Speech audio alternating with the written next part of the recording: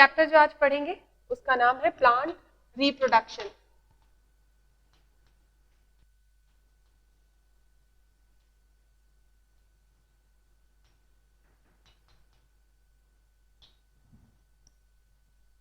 Reproduction chapter में अपन पढ़ने वाले हैं प्लांट का reproductive structure.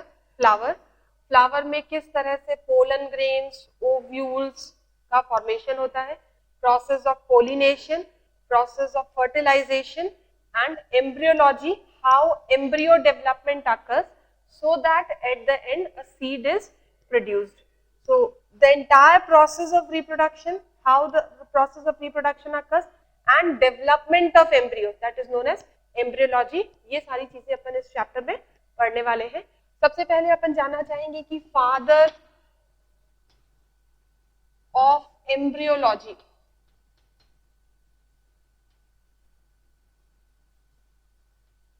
father of embryology is Aristotle.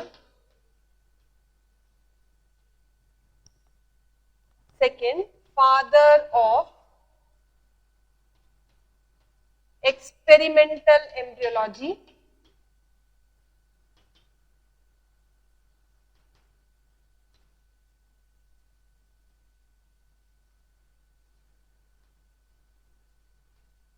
is P. Maheshwari.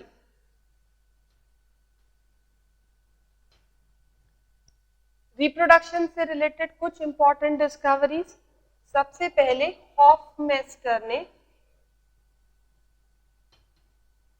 Term coin किया alternation of generation.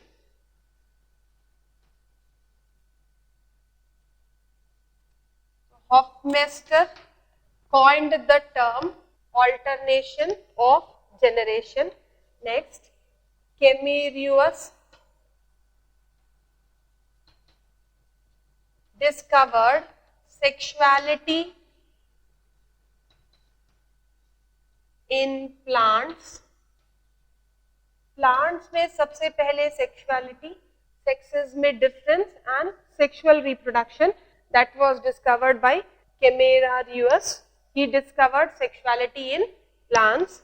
Then double fertilization was discovered by Naveschin.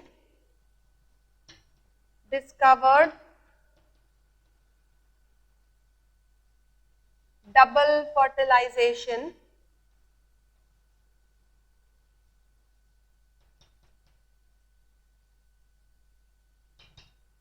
in angiosperm.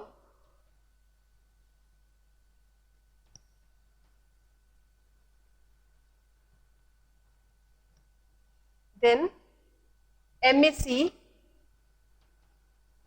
discovered pollen tube formation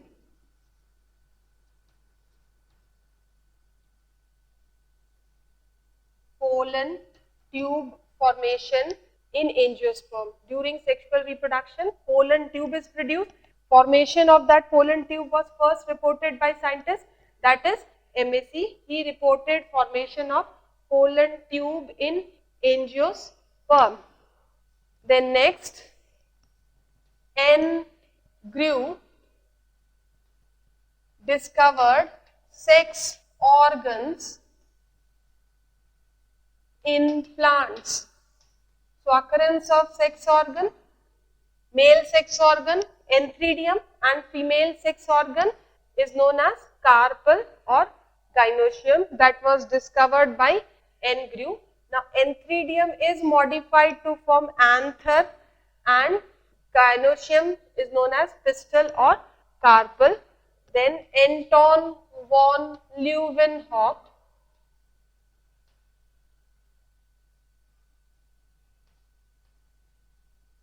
discovered polyembryony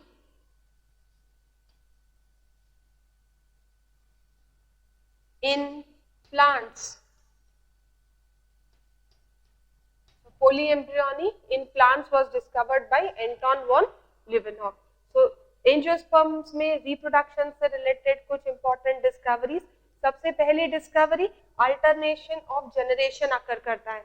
main plant body of angiosperm is diploid sporophyte, जिसमें छोटे reduce gametophyte का production होता है। Alternation of generation किसने discover किया था? Hofmeister ने। Camerarius discovered sexuality in plants. Nawaschin discovered double fertilisation which is characteristics only of angiosperms. किसी और प्लांट में डबल फर्टिलाइजेशन नहीं पाया जाता। N Grew discovered sex organ in plant. Amici discovered formation of pollen tubes in plant and Anton von Leeuwenhoek discovered polyembryony in plants. Reproduction हर living organism का सबसे important characteristics होता है, क्योंकि रिप्रोडक्शन से ऑर्गेनिज्म अपने नंबर को increase करते हैं और नेक्स्ट जनरेशन में सरवाइव करते हैं। मेनली प्लांट्स में जो रिप्रोडक्शन होते हैं, दो तरह के रिप्रोडक्शन ऑब्जर्व किए जाते हैं। सबसे पहला और important method that is sexual reproduction. Sexual reproduction is also known as एम्फीमिक्सी।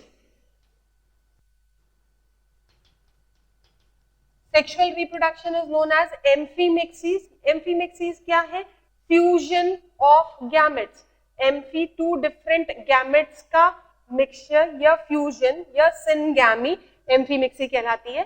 So sexual reproduction is fusion of two distinct or different gametes.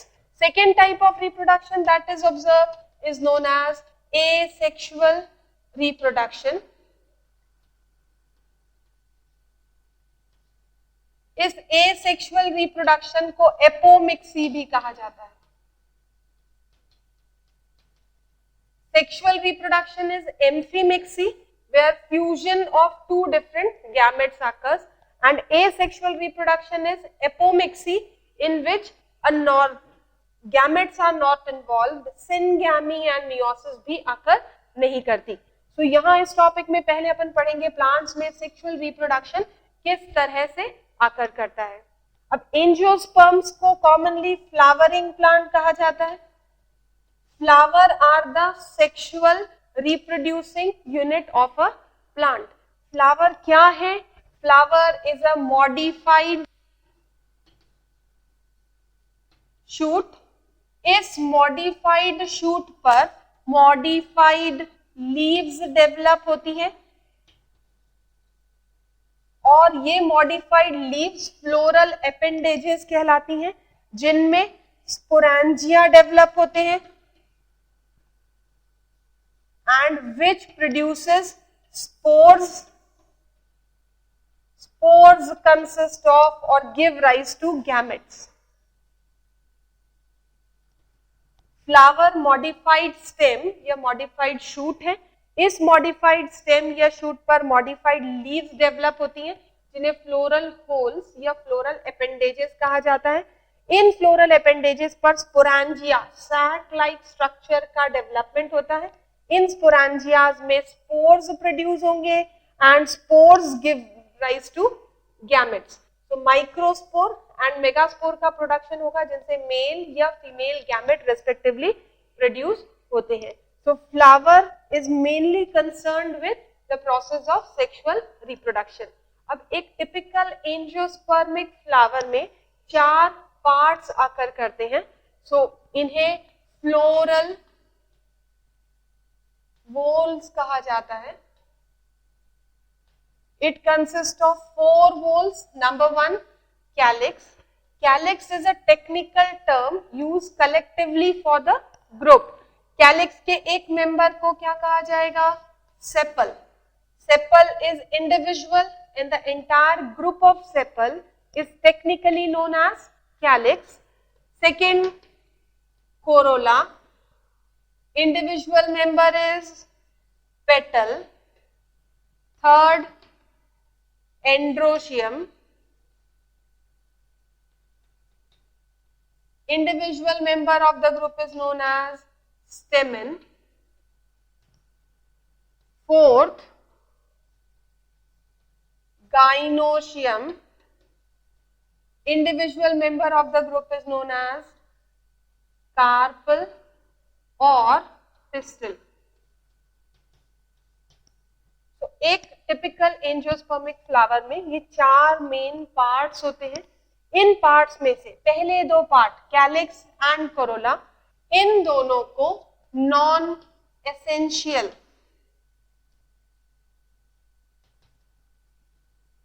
वोल्स कहा जाता है। Reason, these two parts calyx and corolla are not directly concerned in sexual reproduction. ये directly sexual reproduction में participate नहीं करते, they just help in the process of sexual reproduction. reproduction में कैसे help करते हैं? pollination के लिए insects को attract करना या फिर protection provide करना। so इसलिए इन दोनों को non essential whole भी कहा जाता है। stamen और carpel, इन दोनों को essential वोल्स कहते हैं।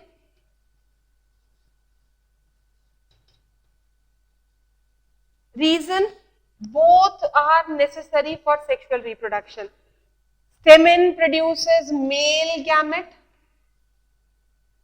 And pistil produces female gamete. Male gamete का प्रोडक्शन स्टेमेन में होता है और फीमेल गैमेट का प्रोडक्शन पिस्टल या कार्पल में होता है। इनके एब्सेंस में सेक्सुअल रिप्रोडक्शन नहीं हो सकता, इसलिए इन दोनों को क्या कहा जाता है? एसेंशियल वोल कहा जाता है। अब दोनों फ्लावर में प्रेजेंट हो भी सकते हैं या नहीं भी हो सकते हैं। Flower can be unisexual. Unisexual term कब यूज किया जाएगा? आइदर स्टेमेन और कार्पल इज प्रेजेंट, यानी 2 तरह के फ्लावर डेवलप होंगे। मेल फ्लावर जिसमें स्टेमेन का प्रोडक्शन होगा एंड फीमेल फ्लावर जिसमें कार्पल का प्रोडक्शन होगा। So 2 different flowers are produced, one produces stamen known as male flower, other produces carpel known as female flower. इस तरह के फ्लावर्स क्या कहलाएंगे? यूनिसेक्सुअल कहलाते हैं। Similarly flower can B bisexual. Bisexual means a single flower will have both the sex organs. Stamen और carpel दोनों एक ही फ्लावर पर डेवलप होते हैं। Such flowers are known as bisexual flowers. So ये basic holes calyx, corolla, androecium, gynoecium. Androecium and gynoecium are known as essential hole because they produces gametes and they are directly concerned in the process of sexual reproduction. Flower having both essential whole is known as bisexual. Flower having only one, when only stamen is present, flower is known as male flower. अगर सिर्फ carpel present है तो flower को क्या कहा जाएगा? Female flower कहा जाएगा।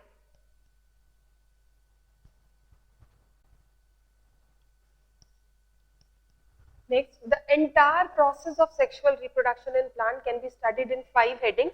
पूरे प्रोसेस को अपन 5 मेन हेडिंग्स में स्टडी करते हैं। सबसे पहला होता है microsporogenesis,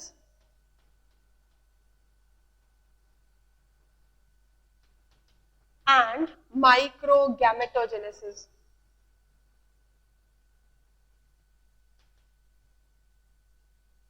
this is first step.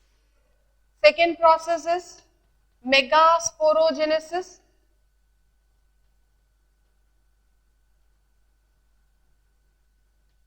and megagametogenesis.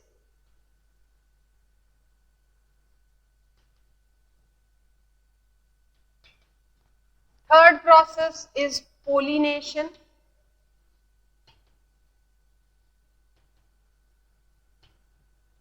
Fourth process is fertilization.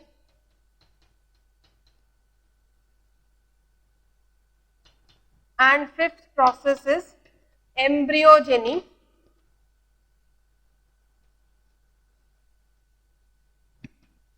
और एम्ब्रियो फॉर्मेशन, यानी पूरे सेक्सुअल रिप्रोडक्शन को 5 मेन कैटेगरीज में, 5 मेन पार्ट्स में स्टडी किया जाता है।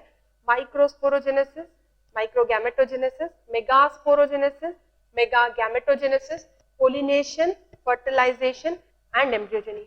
अब ये सारे प्रोसेस पढ़ने से पहले कुछ टर्म्स के बारे में पढ़ेंगे। इनके कंसेप्ट बिल्कुल अच्छी तरह क्लियर होने चाहिए। जैसे एक टर्म होता है micro, before this first we'll study sporophyte, gametophyte. In terms का मतलब क्या है ये बिल्कुल अच्छी तरह समझ में आना चाहिए। स्पोरोफाइट क्या होता है? Sporophyte is diploid plant body. Angiosperms में जो मेन हरे रंग की प्लांट बॉडी नजर आती है, रूट, स्टेम, लीफ, जो पूरा स्ट्रक्चर है ये डिप्लॉयड है, और इस डिप्लॉयड प्लांट बॉडी को स्पोरोफाइट कहा जाता है। स्पोरोफाइट इसलिए कहा जाता है क्योंकि इसमें स्पोर्स का प्रोडक्शन होता है। Gametophyte means haploid plant body, it produces gametes, gamete producing structure होता है, इसलिए इसे गैमेटोफाइट कहा जाता है। यानी एंजियोस्पर्म्स की जो मेन ग्रीन प्लांट बॉडी नजर आती है वो ग्रीन प्लांट बॉडी क्या है? डिप्लॉयड स्पोरोफाइट है। इस स्पोरोफाइट पर स्पोरेंजिया का प्रोडक्शन होगा। इन स्पोरेंजिया में मियोसिस से स्पोर्स का फॉर्मेशन होगा। एंजियोस्पर्म्स में स्पोरोफाइटिक प्लांट बॉडी में स्पोरेंजिया डेवलप होते हैं, यानी स्पोरेंजिया क्या हुए? 2n नेचर वाले हुए। स्पोरेंजिया में मियोसिस होगी। Meiosis is restricted to sporogenous cells. Meiosis से स्पोर का प्रोडक्शन होगा। दो चीजें याद रखनी है, एंजियोस्पर्म्स में कैसी मियोसिस देखी जाती है? Sporic meiosis. स्पोर्स कैसे होंगे? हैप्लॉयड होंगे, यानी spore represents the beginning of gametophytic generation. ये हैप्लॉयड स्पोर्स गैमेटोफाइट बनाएंगे और उस गैमेटोफाइट पर गैमेट्स का प्रोडक्शन होता है। क्लियर? यानी जो टर्म्स याद रखने हैं, sporophyte is always diploid 2n। Sporophytic part जो भी होगा वो हमेशा डिप्लॉयड नेचर वाला होगा। इस स्पोरोफाइट पर मियोसिस होगी। एंजियोस्पर्म्स में कैसी मियोसिस देखी जाती है? Sporic meiosis. इस मियोसिस से हैप्लॉयड स्पोर बनेंगे। स्पोर से जो भी स्ट्रक्चर डेवलप होता है आगे वो हैप्लॉयड होगा। फर्टिलाइजेशन के बाद डिप्लॉयड कंडीशन इज रिस्टोर्ड, यानी पहले मियोसिस हुई, एन कंडीशन का formation, spore produces gametes, gametic fusion के बाद या fertilization results in restoring 2n condition, यानी फिर से 2n कंडीशन फर्टिलाइजेशन के बाद रीस्टोर होगी।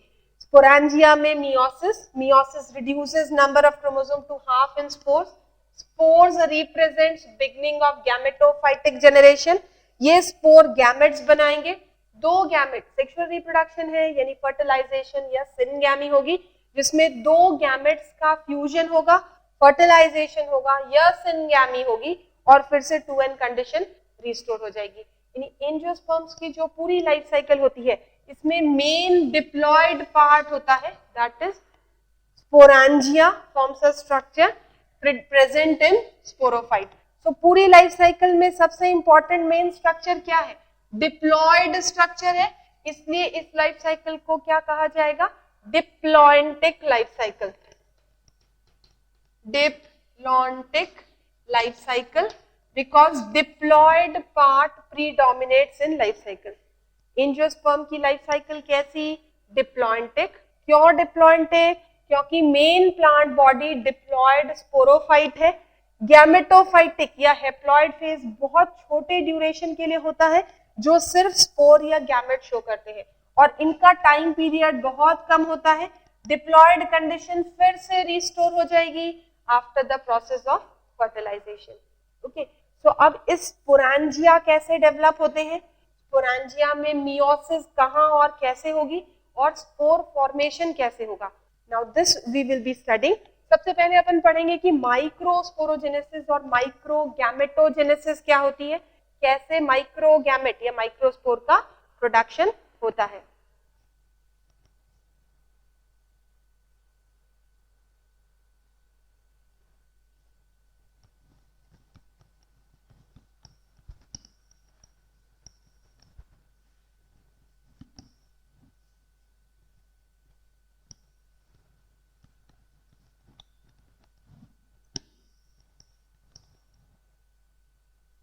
अब सबसे पहले क्या पढ़ेंगे? Microsporogenesis.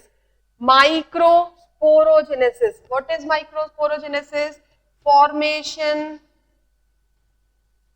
Of microspore.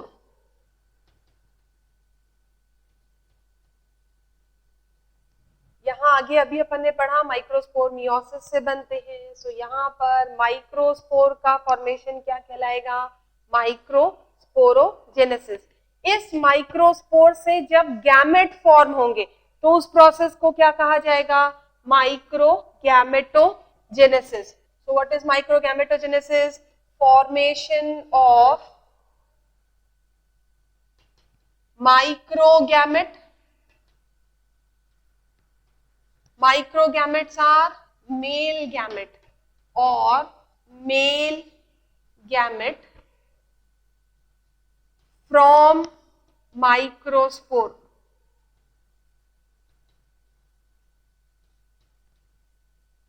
Microgametogenesis is formation of microgamete or male gamete from spore. यानी पहले स्पोर बनेंगे, फिर स्पोर से गैमेट्स का फॉर्मेशन होगा. अब ये प्रोसेस कहाँ आकर करता है? एंजियोस्पर्म्स में. Male reproducing structure is stamen और एंड्रोशियम. एंड्रोशियम एक कलेक्टिव टर्म है. इस एंड्रोशियम के एक इंडिविजुअल को स्टेमेन कहा जाता है. Stamen represents the male reproductive part of flower. This is a structure of typical angiospermic stamen.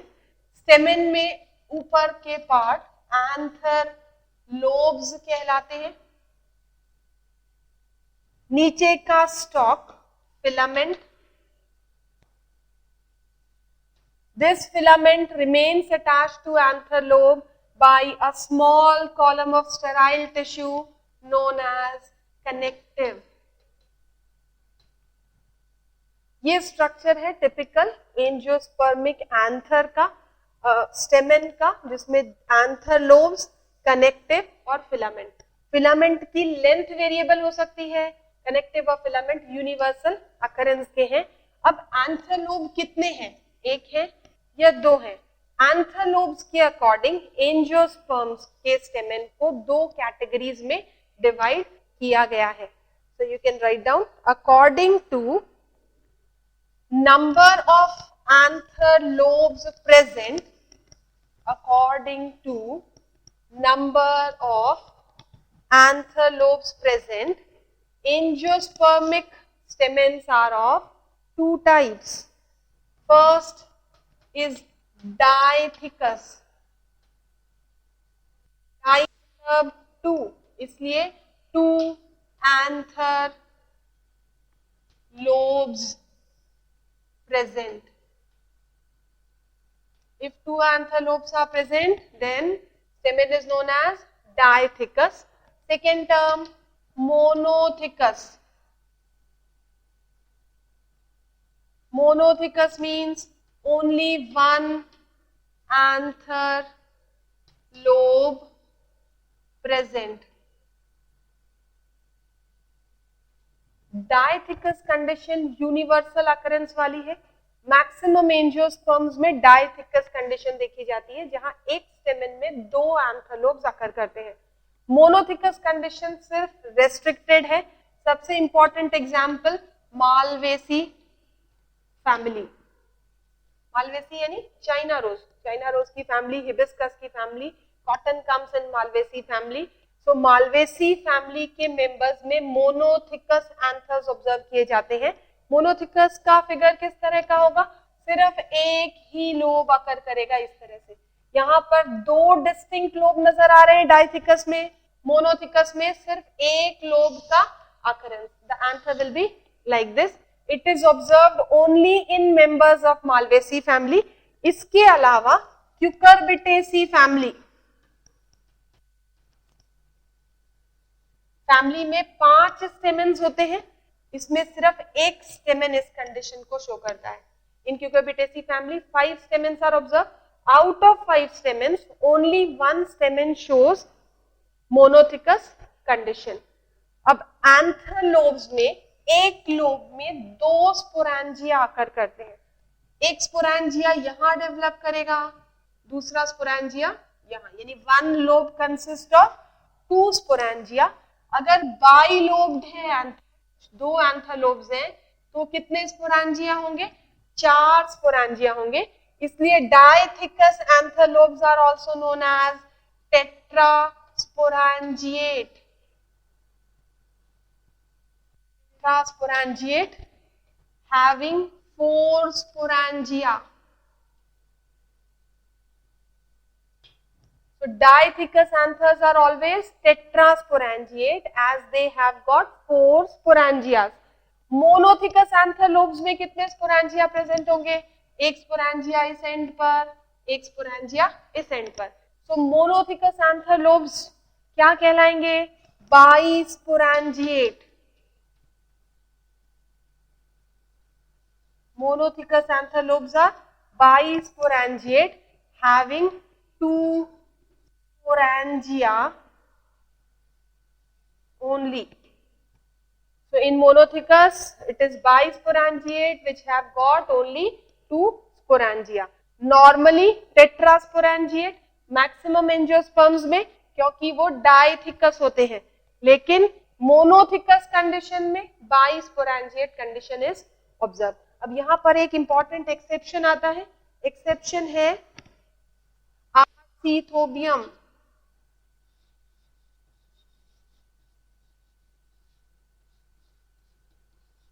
Arcethobium is a plant. This plant shows monosporangiate condition.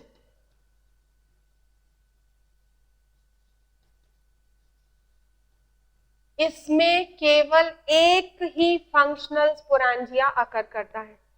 Tetrasporangiate में 4 functional sporangia, बाइस्पोरेंजिएट में 2 functional sporangia, and Arcethobium represents monosporangiate condition having only 1 sporangia.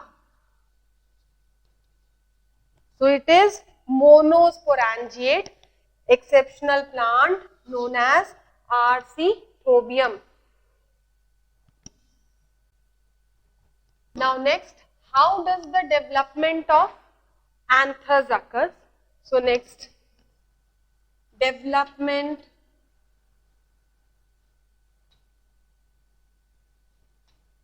of anther. अब anther का development किस तरह से होता है? जब यंग होते हैं स्टेमेंस तो ये टेट्रालोब्ड स्ट्रक्चर, ये एक एंथरलोब, ये दूसरा एंथरलोब, दिस इज फिलामेंट। अगर इसका सेक्शन काटा जाए, टीएस लिया जाए, टीएस में ये किस तरह के नजर आएंगे? यंग कंडीशन में ये रफली टेट्रालोब्ड स्ट्रक्चर थे। This is young anther lobe, 4 lobe structure, चारों तरफ एक सिंगल लेयर्ड सेल की, that is epidermis was present. Young anther lobed shows occurrence of single layered epidermal cells.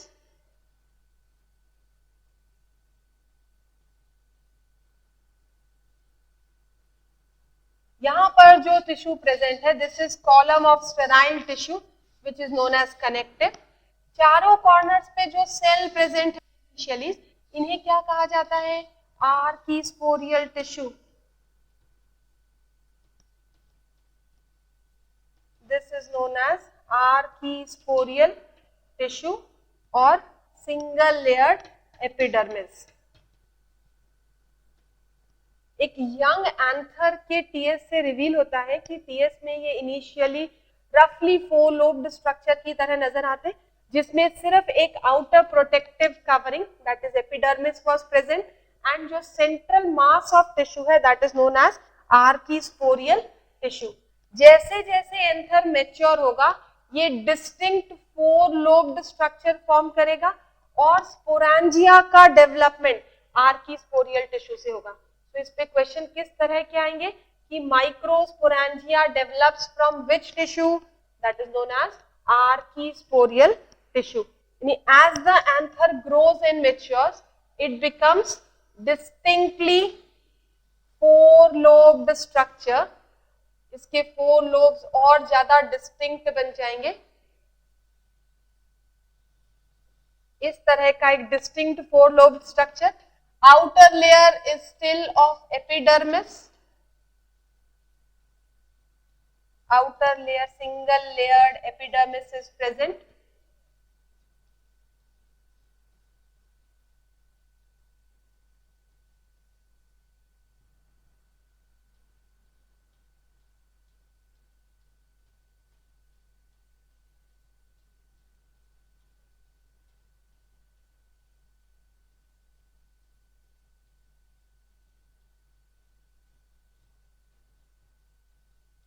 So this outermost single layered epidermis is present. 4 lobes पर 4 sporangia develop होते हैं क्योंकि ये एक डाइथिकस एंथर का टीएस है. यहाँ पर जो भी टिश्यू है, initially the young anther consist of tissue, that tissue is known as archesporial tissue. पूरा स्पोरेंजिया का डेवलपमेंट इस आर्कीस्पोरियल टिश्यू से होता है. Archesporial tissue undergoes division. Archesporial tissue में डिवीजन होगा. इसके डिवीजन से बीच के सेल्स सेंट्रल सेल डिफरेंशिएट होकर स्पोरोजिनस टिश्यू फॉर्म करेंगे. And this sporogenous tissue remains covered by a single layer of cell which is known as primary parietal layer. So आर्कीस्पोरियल tissue में पहला डिवीजन हुआ. इस पहले डिवीजन से outer most single layer primary parietal layer is differentiated और inner mass बनता है. इसे स्पोरोजिनस टिश्यू कहा जाता है. आगे स्पोरोजिनस टिश्यू में कोई डिवीजन नहीं होगा. आगे का डिवीजन केवल प्राइमरी पेराइटल लेयर में होगा. स्पोरोजिनस टिश्यू अब डिवाइड नहीं करेंगे. They will divide later to produce microspore. Rest division will now occur in layer of cell that is known as primary parietal layer. Primary parietal layer now undergoes division. Primary parietal layer में जब division होगा तो एक outer most layer cell की differentiate हो जाएगी.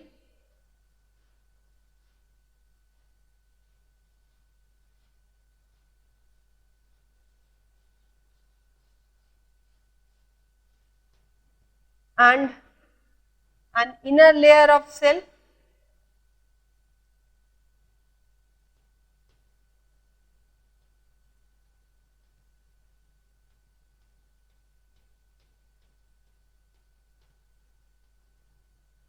बीच में जो स्पोरोजिनस टिश्यू प्रेजेंट थे ये एज सच रहेंगे. इनमें डिवीजन नहीं होगा. दे will divide letter during the formation of microspore. यानी सबसे पहले यहाँ क्या था? आर्कीस्पोरियल टिश्यू था. आर्कीस्पोरियल टिश्यू में पहला division outer layer of primary parietal cell and inner mass of sporogenous tissue. This inner mass of sporogenous tissue remains as such. Primary parietal layer undergoes division to form outermost layer of endothecium and inner layer of secondary parietal layer. यानी primary parietal layer में जब division होता है तब एक single layered cell की बनती है. जो बाहर है उसे कहा जाएगा एंडोथीशियम और अंदर जो सेल की बनेगी उसे कहा जाएगा सेकेंडरी पेराइटल लेयर. एंडोथीशियम में और स्पोरोजिनस टिश्यू में अभी डिवीजन नहीं होगा. Endothecium never divides at all. Sporogenous tissue undergoes division letter during the process of development. Now secondary parietal layer undergoes division.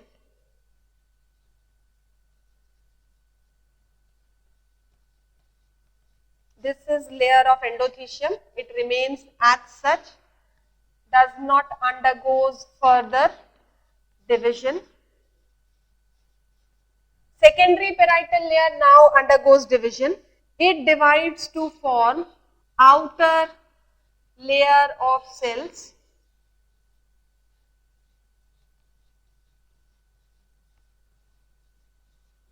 This is one outer layer of cell and one inner layer of cells.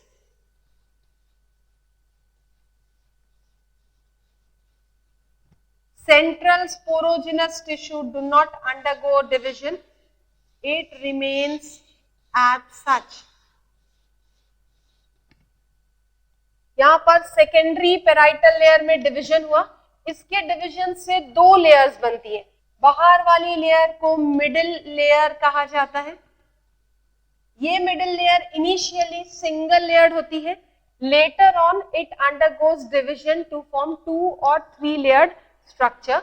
And inner layer जो secondary parietal layer से produce हुई उसे कहा जाता है tapetum. Central mass is sporogenous tissue.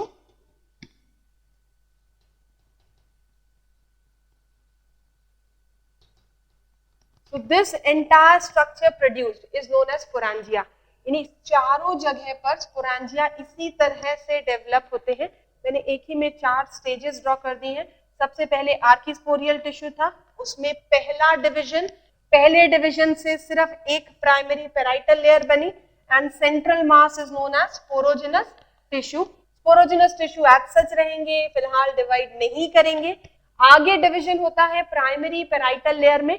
इसके division से एक आउटर लेयर एंडोथीशियम का फॉर्मेशन और एक इनर लेयर बनती है जिसे कहा जाता है secondary parietal layer. Endothecium as such रहेगा. सेकेंडरी पेराइटल लेयर में अब डिवीजन होता है. इसके डिवीजन से 2 लेयर्स बनी.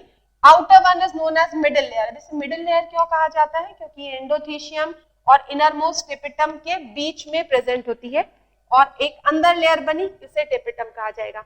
ये पूरा स्ट्रक्चर एक स्पोरेंजिया है जिसके अंदर माइक्रोस्पोर्स प्रोड्यूस होंगे.